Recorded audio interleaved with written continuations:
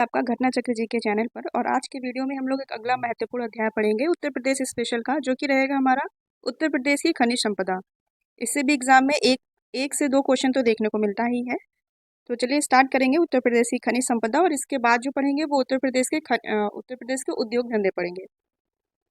अगर हम बात करें उत्तर प्रदेश खनिज संपदा की, तो ये ज़्यादा बहुत बड़ा टॉपिक नहीं है, ना ही बहुत कठिन या डिफिकल्ट है, बहुत ही इजी है और ज़्यादा से ज़्यादा 15 से 20 मिनट के अंदर ही ये समाप्त हो जाएगा। यदि हम इसकी थोड़ी बारीकी अच्छे से समझेंगे तो इससे बनने वाले क्वेश्चन आपके एग्जाम में कभी गलत नहीं होंगे। तो जानेंगे उत्तर प्रदेश में खनिज संपदा की दृष्टि से अन्य राज्यों की तुलना में ये निर्धन है अपना उत्तर प्रदेश। यहाँ पर खनिज हिमालय की विभिन्न अंचलों तथा अधिकतर जो देखा जाए तो दक्षिण के पठारों में पाए जाते हैं, जो आप अभी मैप के माध्यम से बताते हैं। उत्तर प्रदेश में खनिज विकास की गति को बढ़ाने तथा खनिज आधारित औद्योगिकीकरण के लिए खनिज भंडारों की खोज के उद्देश्य से ये इंपॉर्टेंट है, जो चीज़ें इंपॉर्टेंट है मैंने उसको रेड कर दिया हुआ है। भूतत्व एवं खनिज कर्म निदेशालय, याद रखेंगे, भूतत्व एवं खनिज कर्म निदेशालय की स्थापना कब की गई? 1955। देखिए इसमें 3 या 4 सन इंपॉर्टेंट है, उनको आप रट लीजिएगा, उससे एग्जाम में क्वेश्चन बनता है। तो भूतत्व एवं खनिज कर्म निदेशालय की स्थापना कब की गई? 1955 में। और इसका मुख्य उद्देश्य खनिज विकास की गति को बढ़ाने तथा खनिज आधारित औद्योगिकीकरण के लिए खनिज भंडारों की खोज करने के उद्देश्य से इसकी स्थापना की गई। अगला इंपॉर्टेंट है उत्तर प्रदेश में खनिज विकास निगम की स्थापना कब की गई? ये भी मोस्ट इंपॉर्टेंट है। तो उत्तर प्रदेश में खनिज विकास निगम की स्थापना की गई मार्च 1974 में, और इसको अब रद्द कर दिया गया है। 2020 में इसको पूरी तरीके से इस कंपनी को बंद कर दिया गया है, इस निगम को समाप्त कर दिया गया है। तो किसके तहत खत्म किया गया है इसको? तो उत्तर प्रदेश विकास निगम को national company law tribunal, important है, नेशनल कंपनी लॉ ट्रिब्यूनल, इसकी स्थापना कंपनी अधिनियम 2013 के अंतर्गत की गई, नेशनल कंपनी लॉ ट्रिब्यूनल की। और इसके ही माध्यम से इसके तहत 2020 में जो हमारा उत्तर प्रदेश खनिज विकास निगम है, इसको समाप्त कर दिया गया है। लेकिन इसकी ये जो सन है इसका पूछ लिया जाता है कि खनिज विकास निगम की स्थापना कब की गई थी, तो ऐसे क्वेश्चन बनता है तो 1974 में। अब वर्तमान में इसको समाप्त कर दिया गया है 2020 में। बात कर ले थोड़ा, जब ये आया ही है एनसीएलटी, पूछ लिया जाता है अक्सर एग्जाम में कि राष्ट्रीय कंपनी कानूनी प्राधिकरण से आप क्या समझते हैं या ये क्या है, इसके विषय में थोड़ा जान लेंगे। तो ये नेशनल कंपनी लॉ ट्रिब्यूनल इसका इंग्लिश में नाम है, और राष्ट्रीय कंपनी कानून प्राधिकरण इसका हिंदी में नाम है। नाम याद रखेंगे, ये एक न्यायाधिकरण प्राधिकरण है, और इसका मुख्य उद्देश्य है कि विवादों से निपटने के लिए, कंपनियों से जो विवाद होते हैं उनसे निपटने के लिए इसकी स्थापना की गई। और इसका अगर प्रमुख कार्य की बात कर, स्थापना कब की गई या गठन कब किया गया इसका? 2016 में, इंपॉर्टेंट है, डायरेक्ट क्वेश्चन बनता है एनसीएलटी की स्थापना या गठन कब किया गया? तो 2016 में। और इसका मुख्यालय कहाँ है? नई दिल्ली में। यदि बात करें कि एनसीएलटी का कार्य क्या होता है, तो जैसे कंपनियों के समापन या विवादों से निपटने के लिए, तो कंपनी अधिनियम 2013 के तहत इसकी स्थापना की गई। याद रखेंगे, नेशनल कंपनी लॉ ट्रिब्यूनल की, ठीक है। इसके प्रमुख कार्य आपने जान लिए कि जो कंपनी संबंधी विवाद होते हैं उससे निपटने के लिए या कंपनी की स्थापना या समापन के लिए इसकी स्थापना की गई 2016 में। अगला महत्वपूर्ण इंपॉर्टेंट है ये सन, प्रदेश में पहली खनिज नीति की घोषणा कब की गई? तो खनिज नीति, जैसे कि कोयला का उत्पादन होता है जैसे कि सोनभद्र जिले में, तो ऐसा तो नहीं कि सोनभद्र जिले में कोयला उत्पादन या खनिज भंडार पाए जाते हैं कोयला के, तो वहाँ पर रहने वाले आसपास लोग उसका खनन करने लगे अपने पर्सनल तौर पर अपने हिसाब से, तो ऐसा नहीं है। ये एक सारी सरकार की दृष्टि से महत्वपूर्ण है। तो इसका गठन या इसकी नीति, इसको कैसे निकालना है, कहाँ पर इसका उत्पादन किया जाएगा, कैसे इसका सब किया जाएगा, तो ये ही खनिज नीति के अंतर्गत होता है। तो इसलिए ही खनिज नीति, ये एक पर्सनली काम नहीं है कि संबंधित क्षेत्र इसका उत्पादन कर रहा है, इसका खनन कर रहा है। ये एक राज्य सरकार द्वारा जो खनिज नीति घोषणा के तहत ही इसका जो खनिज संपदा का कारोबार होता है ये सब देखा जाता है। तो पहली खनिज नीति की घोषणा कब की गई? तो 1998, ये इंपॉर्टेंट डेट है। खनिज नीति की घोषणा कब की गई? 1998 में। और दूसरी खनिज नीति की घोषणा कब की गई? ये 2016 में योगी सरकार द्वारा की गई। याद रखेंगे, पहली इंपॉर्टेंट है 1998 में और दूसरी भी इंपॉर्टेंट है 2017 में। दोनों डेट याद रखेंगे। और चलिए चारों डेट अगर हम फिर से देखें, तो भूतत्व एवं खनिज कर्म निदेशालय की स्थापना कब की गई? 1955 में। और खनिज विकास निगम की स्थापना कब की गई थी? 1974 में, जो कि एनसीएलटी द्वारा पूरी तरह 2020 में समाप्त कर दिया गया है। और पहली खनिज नीति की घोषणा कब की गई? तो 1998 में। और दूसरी खनिज नीति की घोषणा कब की गई? 2017 में। और एनसीएलटी की स्थापना या गठन 2016 में किया गया। इतनी चीजें आपको खनिज से रिलेटेड पता होनी चाहिए, खनिज संपदा, यदि आप पढ़ रहे हैं तो। थोड़ा और जानेंगे खनिज नीति के उद्देश्य क्या है, क्यों इसकी नीति की घोषणा की जाती है। तो खानों एवं खनिजों के माध्यम से प्रदेश का सामाजिक एवं आर्थिक सतत विकास के लिए महत्वपूर्ण है खनिज नीति।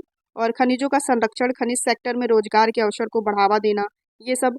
और खनिज विकास प्रक्रिया में निजी पूंजी निवेश को प्रोत्साहन व उद्यमिता का विकास करना, ये इसके प्रमुख उद्देश्य हैं खनिज नीति के। और यदि बात करें भारत के कुल खनिज उत्पादन मूल्य में उत्तर प्रदेश का भाग या स्थान कौन सा है, तो ज़्यादा महत्वपूर्ण स्थान नहीं है, निचले ही अवस्था पे है। लेकिन जब बात आती है परसेंटेज की, तो जो भारत का कुल खनिज उत्पादन है उसका उत्तर प्रदेश 5% करता है, बहुत ही कम है। 5% लगभग इसका उत्पादन करता है। भारत के कुल देखा जाए तो कुल उत्तर प्रदेश में कितना परसेंट है, 5% है। और उत्तर प्रदेश में खनिज बाहुल्य क्षेत्रों की बात करें तो संपूर्ण उत्तर प्रदेश में खनिज उत्पादन नहीं होता है। ये यदि बात करें, जब हम लोगों ने नदियाँ पढ़ा था, तो ये होता है हिमालयी क्षेत्र, ये हमारा है मैदानी क्षेत्र, और ये है पठारी क्षेत्र। तो पठारी क्षेत्रों में ज़्यादातर जो खनिज बाहुल्य क्षेत्र है ये पठारी के ही ये जो बुंदेलखंडी एरिया है यहाँ का, और यहाँ दक्षिणी क्षेत्र है उत्तर प्रदेश का दक्षिणी भाग। यहाँ ऐसे 12 जिले हैं मुख्यतः जहाँ पर खनिज उत्पादन अधिक मात्रा में होता है। ठीक है, अब देखेंगे खनिजों का विभाजन या प्रकार। तो 3 प्रकार से करते हैं, धात्विक खनिज, अधात्विक खनिज और ऊर्जा संसाधन के रूप में। धात्विक खनिज में क्या क्या चीज़ें आती हैं, सोना चांदी हो गया, लोहा। और बात करें अधात्विक खनिज में, तो हीरा, ग्रेफाइट, अभ्रक, चूना पत्थर, जिप्सम, एस्बेस्टस, ये सारी चीज़ें आती हैं। ऊर्जा संसाधन में तेल आता है, कोयला, पेट्रोलियम और प्राकृतिक गैस आती है। अब इनके विषय में हम डिटेल से जानेंगे। अब हम देख लेंगे जो हमारे लिए इम्पोर्टेंट है, वो इम्पोर्टेंट वो भी था, लेकिन ये ज़्यादा इम्पोर्टेंट जिससे एग्जाम में क्वेश्चन तो आता ही है। बस आपको ज़्यादा नहीं, 15-16 है, ये आपको पता होना चाहिए कि किस जनपद में या किस क्षेत्र में किस खनिज का उत्पादन किया जाता है। तो पहला है हमारा कोयला। कोयला कहाँ पर इसका खनिज ज़्यादा पाया जाता है, या सिर्फ पाया ही जाता है, ज़्यादा ही नहीं, सिर्फ कोयला का अधिकतर खनिज उत्पादन कहाँ पर होता है, तो सोनभद्र में। और सोनभद्र में कहाँ, सोनभद्र के सिंगरौली क्षेत्र में। इंपॉर्टेंट है, कोयला का उत्पादन कहाँ होता है, खनिज, कोयला खनिज का, तो सोनभद्र के सिंगरौली में, याद रखिएगा।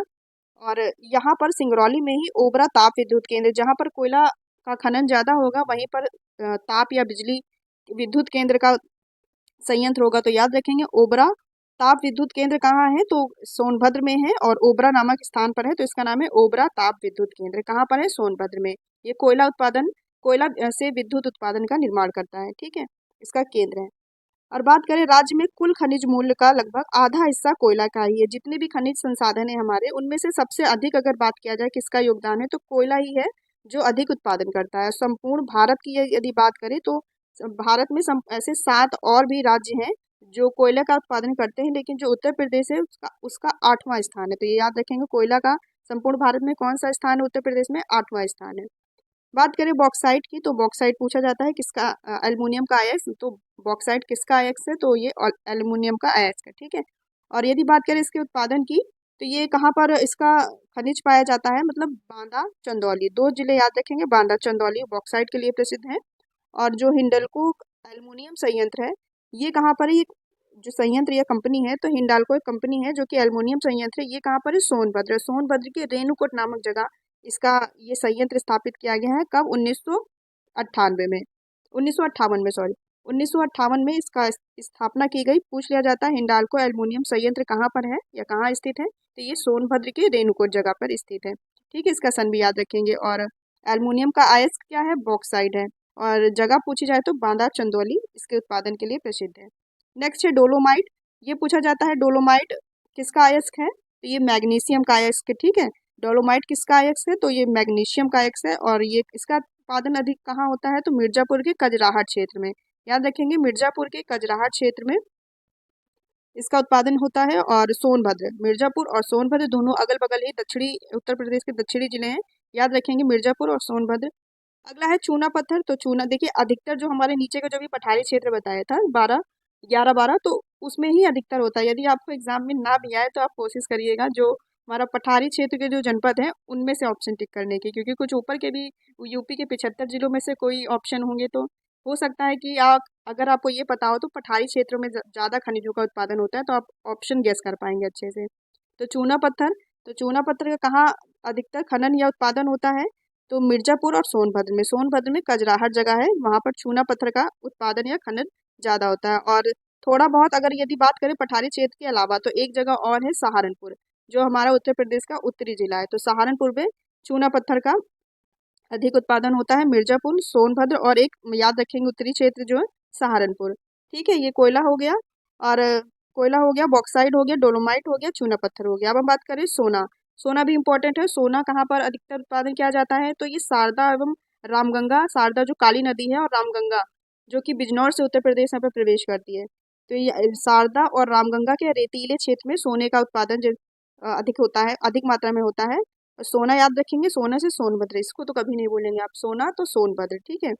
और अगला है पाइराइट्स, ये भी इंपॉर्टेंट है। इसका भी खनन कहाँ पर होता है अधिकतर, तो सोनभद्र में होता है। और पाइराइट्स इसलिए भी इंपॉर्टेंट है क्योंकि इसको मूर्खों का सोना के नाम से भी जाना जाता है। देखिए ये है पाइराइट्स, इसलिए इसको इमेज में लगाया हुआ है। आपको देखने में भी लग रहा होगा, देखिए येलो कलर की धातु है और थोड़ी चमकीली है, तो इसको मूर्खों का सोना भी कहा जाता है। मूर्खों का सोना पूछा जाएगा तो पाइराइट्स। इसका उत्पादन या खनन सोनभद्र याद रखेंगे। और चाइना क्ले भी है, एक प्रकार की मिट्टी है क्ले, चाइना क्ले।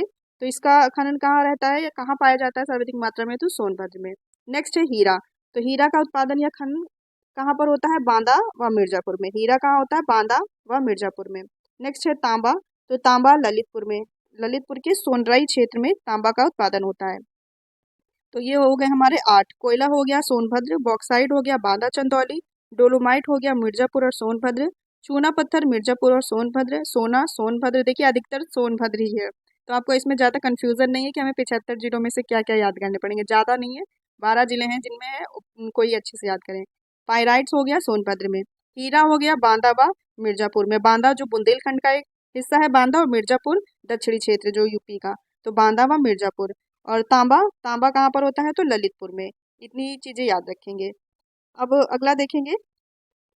देखिए यदि बॉक्साइट अभी बताया था जो कि एल्युमिनियम का अयस्क है, ये इसका उत्पादन या खनन बांदा या चंदौली में होता है, लेकिन हिंडल्को एल्युमिनियम संयंत्र की जो कंपनी बनी हुई है ये सोनभद्र में है। नेक्स्ट देखेंगे यूरेनियम।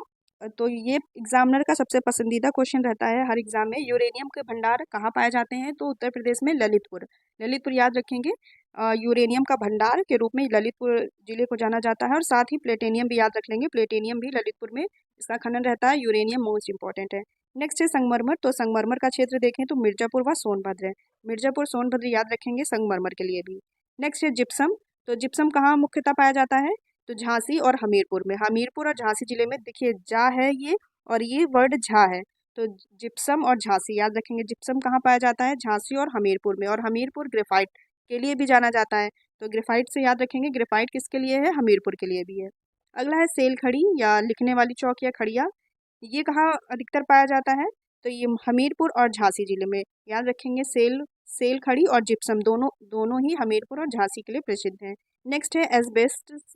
तो ये कहाँ पर पाया जाता है, तो ये मिर्जापुर क्षेत्र में पाया जाता है। और इसका उपयोग भवन निर्माण सामग्री जैसे कि धूप से बचने के लिए जो टीन या अ, छत ढकने के लिए यूज किया जाता है, उसमें इसका उपयोग किया जाता है एस्बेस्टस का। ठीक है, याद रखेंगे। और जो यूरेनियम है, तो यूरेनियम ये है, आप फोटो में देख सकते हैं, ये है यूरेनियम की धातु, इसलिए इसको लगा दिया हुआ है क्योंकि इंपॉर्टेंट है। ठीक है, एस्बेस्टस भी हो गया मिर्जापुर। और अगला है हमारा सिल्का सैंड या काच बालू। तो इसका मुख्यतः क्षेत्र है गंगा यमुना का क्षेत्र, जहाँ पर गंगा यमुना नदी प्रवाहित होती है, मैदानी भाग, तो गंगा यमुना क्षेत्र है। और बात करें प्रमुख जिला की, तो प्रयागराज, मिर्जापुर और चित्रकूट। तो प्रयागराज और मिर्जापुर जरूर ऑप्शन में मिलता है, तो प्रयागराज मिर्जापुर याद रखेंगे सिल्का सैंड या कांच बालू के लिए। ये इंपॉर्टेंट इसलिए भी है क्योंकि देश में उत्तर प्रदेश ये इसके उत्पादन में दूसरे नंबर पर है, दूसरे स्थान है। याद रखेंगे किसका, सिल्का सैंड या सिल्का सैंड या कांच बालू का। ठीक है। नेक्स्ट है एंडलूसाइड। तो ये एल्युमिनियम का अयस्क है, ये भी इंपॉर्टेंट है क्योंकि ये इसका देश में प्रथम स्थान है अपने पूरे भारत में। ये उत्तर प्रदेश में पहले स्थान पर है। एंडलूसाइड इसका उत्पादन सर्वाधिक होता है कहाँ पर, और सोनभद्र जिले में। याद रखेंगे एंडलूसाइड कहाँ पर उत्पादन किया जाता है इसका या खनन किया जाता है, तो सोनभद्र में। और ये किस में यूज होता है, तो ये रत्न या आभूषण, जैसे रत्न अंगूठियों में जो रत्न के रूप में छोटे छोटे वो नग लगाए जाते हैं, रत्न आभूषण, तो उसमें इसका प्रयोग किया जाता है। ठीक है। अगला है हमारा डायस्पोर। ये भी एक एल्युमिनियम का ही अयस्क है, और ये हमीरपुर और झांसी कहाँ पाया जाता है, खनन होता है हमीरपुर और झांसी। हमीरपुर झांसी में दो और भी थे, ये जिप्सम, जिप्सम और सेल खड़ी। और तीसरा ये भी याद रखेंगे डायस्पोर। ठीक है, हमीरपुर और झांसी, इसका भी देश में प्रथम स्थान है, अपने उत्तर प्रदेश में सर्वाधिक मात्रा में इसका खनन होता है। कहाँ पर, हमीरपुर और झांसी में।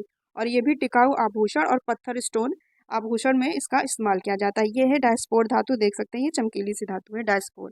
तो ये हमारी हो गई थ्योरी कुछ, इसमें से आपको 15-16 याद रखने पड़ेंगे। और जैसे कि आपको अधिकतर अगर नेगलेक्ट करके ऑप्शन करना चाहेंगे तो सोनभद्र और मिर्ज़ापुर आप अधिकतर टिक कर पाएंगे, लेकिन आप एग्जैक्ट याद रखेंगे तो एग्जाम में क्वेश्चन एक भी गलत नहीं होगा।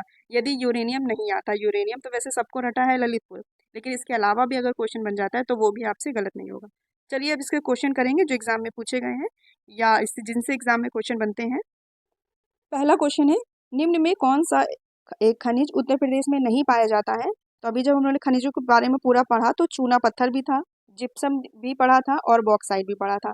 अबरक है जो कि उत्तर प्रदेश में नहीं पाया जाता है धातु, तो याद रखेंगे ऑप्शन नंबर डी राइट रहेगा, अबरक। नेक्स्ट क्वेश्चन है, उत्तर प्रदेश के किस जिले में यूरेनियम के भंडार सर्वाधिक मात्रा में पाए जाते हैं? इसका आंसर सभी को आ रहा होगा, Lalitpur. Option number B right है, ललितपुर, जो कि यूरेनियम के भंडार के रूप में जाना जाता है, ललितपुर। ऑप्शन नंबर इसका बी राइट रहेगा। नेक्स्ट क्वेश्चन है, उत्तर प्रदेश में एस्बेस्टस पाए जाते हैं, कहाँ पर पाए जाते हैं? तो ये पाया जाता है मिर्जापुर और झांसी में। एस्बेस्ट पढ़ा था मिर्जापुर और झांसी, लेकिन इसमें मिर्जापुर नहीं है, तो ऑप्शन नंबर सी राइट रहेगा, झांसी। ठीक है, ऑप्शन नंबर सी राइट रहेगा इसका। अगला क्वेश्चन है, सोनभद्र में स्थित रेणुकूट क्यों प्रसिद्ध है? या सोनभद्र में स्थित रेणुकूट रेणुकूट प्रसिद्ध है, तो इसका आंसर क्या रहेगा? तो एल्युमिनियम उद्योग बताया था, हिंडाल्को एल्युमिनियम संयंत्र जो था वो कहाँ पर स्थित है? सोनभद्र के रेणुकूट जगह में। तो ये किसके लिए प्रसिद्ध है? एल्युमिनियम उत्पादन के लिए, एल्युमिनियम उद्योग के लिए। ऑप्शन नंबर इसका क्या राइट रहेगा? ए। याद रखेंगे सोनभद्र में रेणुकूट क्यों प्रसिद्ध है? एल्युमिनियम उद्योग के लिए। और जो हिंडाल्को संयंत्र था इसकी स्थापना कब की गई थी? 1958 में, ये भी याद रखेंगे। नेक्स्ट क्वेश्चन है, उत्तर प्रदेश में खनिज नीति की घोषणा कब की गई थी? आपको बार बार रटाया था, उत्तर प्रदेश में खनिज नीति की घोषणा कब की गई थी? तो राइट आंसर आएगा इसका ऑप्शन नंबर सी, 1998 या 1998। याद रखेंगे खनिज नीति की घोषणा कब की गई थी? 1998। ठीक है, ऑप्शन नंबर इसका सी राइट रहेगा। और खनिज निगम था 1974, उसको भी याद रखेंगे। खनिज निगम था हमारा 1974 में, जिसको एनसीएलटी द्वारा रद्द या भंग कर दिया गया है। और ये देश का पहला ऐसा निगम था जो जिसको खनिज निगम जिसको एनसीएलटी द्वारा रद्द किया गया था, ये भी याद रखेंगे।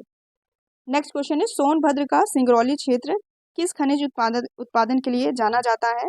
तो सोनभद्र का जो सिंगरौली क्षेत्र है ये कोयला उत्पादन के लिए जाना जाता है। ऑप्शन नंबर इसका क्या राइट रहेगा? बी। और ओबरा विद्युत ताप उपकेंद्र भी कहाँ पर लगा हुआ है, स्थापित है? तो सोनभद्र के सिंगरौली में, याद रखेंगे, जहाँ पर विद्युत उत्पादन किया जाता है। अगला क्वेश्चन है, उत्तर प्रदेश में खनिज विकास निगम की स्थापना कब की गई थी? राइट आंसर हो जाएगा ऑप्शन नंबर बी, 1974 में खनिज विकास निगम की स्थापना की गई थी और इसको 2020 में नेशनल कंपनी लॉ ट्रिब्यूनल द्वारा रद्द कर दिया गया, 2020 में, याद रखेंगे। और यह जो उत्तर प्रदेश खनिज विकास निगम है ये देश का ऐसा पहला निगम है जिसको एनसीएलटी द्वारा रद्द किया गया, याद रखेंगे। इसका राइट आंसर रहेगा ऑप्शन नंबर बी। अगला क्वेश्चन है, एंडलूसाइड और डायस्पोर के उत्पादन में संपूर्ण भारत में उत्तर प्रदेश का कौन सा स्थान है? तो प्रथम स्थान है, ऑप्शन नंबर बी, याद रखेंगे। ऑप्शन नंबर बी इसका राइट है। इसमें एंडलूसाइड और डायस्पोर के उत्पादन में संपूर्ण भारत में उत्तर प्रदेश का प्रथम स्थान है, इसलिए इम्पोर्टेंट भी है। और बात करें एंडलूसाइड के खनन की, तो ये सबसे ज़्यादा सर्वाधिक मात्रा में कहाँ पाया जाता है? सोनभद्र में। और डायस्पोर, तो डायस्पोर हमारा जो बुंदेलखंड एरिया है, हमीरपुर, झांसी, महोबा, याद रखेंगे। और इन दोनों का उपयोग किसमें किया जाता है? अधिकतर रत्न और आभूषणों में किया जाता है। अगला क्वेश्चन देखेंगे, एंडलूसाइड उत्तर प्रदेश में किस जिले में पाया जाता है? अभी बताया है, तो राइट आंसर इसका हो जाएगा ऑप्शन नंबर ए, सोनभद्र में एंडलूसाइड का उत्पादन या खनन सर्वाधिक मात्रा में होता है। अगला क्वेश्चन है, उत्तर प्रदेश में संगमरमर कहाँ पाया जाता है? तो इसको कभी आगरा मत लगा देना, क्योंकि आगरा में जो स्थित है ताजमहल संगमरमर का बना हुआ, तो वो मत लगा दीजिएगा। इसका राइट आंसर रहेगा ऑप्शन नंबर सी रहेगा, मिर्जापुर और सोनभद्र दोनों जगह संगमरमर का खनन किया जाता है या उत्पादन किया जाता है। वैसे उत्पादन नहीं कहेंगे क्योंकि ये बनाई नहीं जा रही है, लेकिन हाँ खनन जरूर कह सकते हैं। तो खनन कहाँ पर संगमरमर का होता है? मिर्जापुर और सोनभद्र में। अगला क्वेश्चन देखेंगे, उत्तर प्रदेश में खनिज विकास की गति को बढ़ाने तथा खनिज भंडारों की खोज के उद्देश्य से भूतत्व एवं खनिज कर्म निदेशालय, इंपॉर्टेंट है, भूतत्व एवं खनिज कर्म निदेशालय की स्थापना कब की गई थी? तो राइट आंसर रहेगा ऑप्शन नंबर ए, 1955 में भूतत्व एवं खनिज कर्म निदेशालय की स्थापना की गई।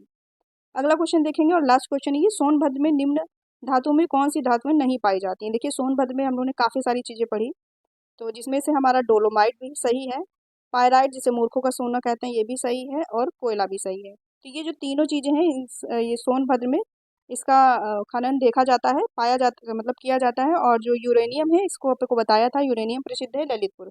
तो इसका राइट आंसर रहेगा, सोनभद्र में पूछा जा रहा है कौन सी धातु नहीं पाई जाती है, तो इसका राइट आंसर रहेगा ऑप्शन नंबर डी, यूरेनियम, क्योंकि यूरेनियम के भंडार कहाँ है सर्वाधिक, तो ललितपुर में। चलिए लास्ट क्वेश्चन में देखेंगे, आपके लिए एक टेस्ट है। उत्तर प्रदेश में दूसरी खनिज नीति की घोषणा कब की गई थी? ऑप्शन है 2010, 2017, 2018 या 2009। इसका आंसर आप लोग कमेंट बॉक्स में बताइएगा। तो ये हमारा हो गया उत्तर प्रदेश का खनिज संपदा का चैप्टर कंप्लीट। और इसके बाद जो हम लोग पढ़ेंगे उत्तर प्रदेश के प्रमुख उद्योग धंधे पढ़ेंगे, जिससे भी एग्जाम में एक दो क्वेश्चन देखने को मिलते हैं। तो अब अगले वीडियो के लिए मिलते हैं कल नेक्स्ट वीडियो के साथ। और दोस्तों आप लोग अपना रिवीजन कंटिन्यू करते रहिए, और टाइम जब आपके पास थोड़ा सा अलग हटके बचे, आप अपने नोट्स दोहराने के बाद तब इन वीडियो को देखिए, तो आपका ज़्यादा समय वेस्ट नहीं होगा। और मेरे पास तो काफ़ी सारी चीज़ें हैं पढ़ाने के लिए, लेकिन समय ना होने के कारण एक ही दिन में, जैसे एक दिन है और उसके बाद 8-9 घंटे की ड्यूटी, उसके बाद जो समय बचता है तो तब वीडियो बना पाते हैं। लेकिन मेरा मेरा बस चले तो मैं एक दिन में आपके लिए 3 से 4 वीडियो दूँ ऐसे कि जो आपके लिए बहुत ही मोस्ट इंपॉर्टेंट टॉपिक वाले रहें। लेकिन समय ना होने की वजह से और कम होने की वजह से दिन में सिर्फ एक ही वीडियो आ पाता है। तो आप अभी टाइम है, 15-20 दिन में सारा आपको कंप्लीट करा दिया जाएगा। उसमें से करंट अफेयर का कंप्लीट करा देंगे, यूपी का, और ऑल ओवर जो कि हमारा राष्ट्रीय और अंतर्राष्ट्रीय स्तर का करंट अफेयर रहेगा उसको कंप्लीट करा दिया जाएगा एग्जाम के पहले ही। और हमारा स्टैटिक जीके का भी पोर्शन आपको कंप्लीट कराया जाएगा। तो जुड़े रहिए हमारे चैनल से अपनी तैयारी के लिए। और अगर अभी तक आपने चैनल से नहीं जुड़े हैं तो आप चैनल से जुड़ सकते हैं।